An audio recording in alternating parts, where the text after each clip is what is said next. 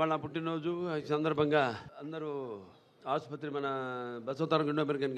Cancer hospital ఏదైతే కుటుంబ సభ్యులు ఉన్నారో అందరూ కూడా నాకు శుభాకాంక్షలు తెలియజేయడానికి మరి ఈ యొక్క ఆసుపత్రి ఉన్నతికై వారు కూడా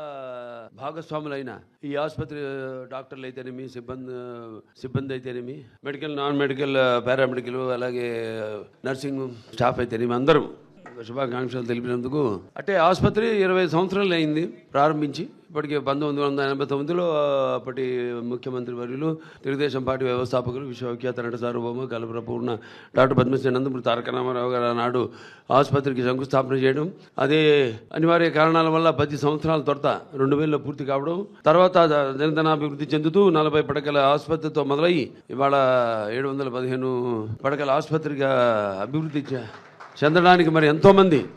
వాళ్ళ కృషి నాకంటే ముందు చైర్మన్లు కావచ్చు, బోర్డు ట్రస్టీస్ కావచ్చు, అందరూ కూడా వాళ్ళ డాక్టర్లు కొంతమంది ఆసుపత్రి ప్రారంభోత్సవం నుంచి కూడా ఇన్సెప్షన్ నుంచి కూడా ఆసుపత్రితో ముడిపడి ఉన్నారు. వాళ్ళందరి యొక్క శ్రమకు ఫలితమే ఈరోజు ఈ యొక్క ఆసుపత్రి మన భారతదేశంలోనే మొదటి 5 సింగిల్ స్పెషాలిటీ ఆసుపత్రి క్యాన్సర్లో ఒక స్థానం సంపాదించుకున్నందుకు మీ అందరికీ నా కృతజ్ఞతలు, అలాగే మీ అందరికీ నా అభినందనలు తెలియజేసుకుంటున్నాను.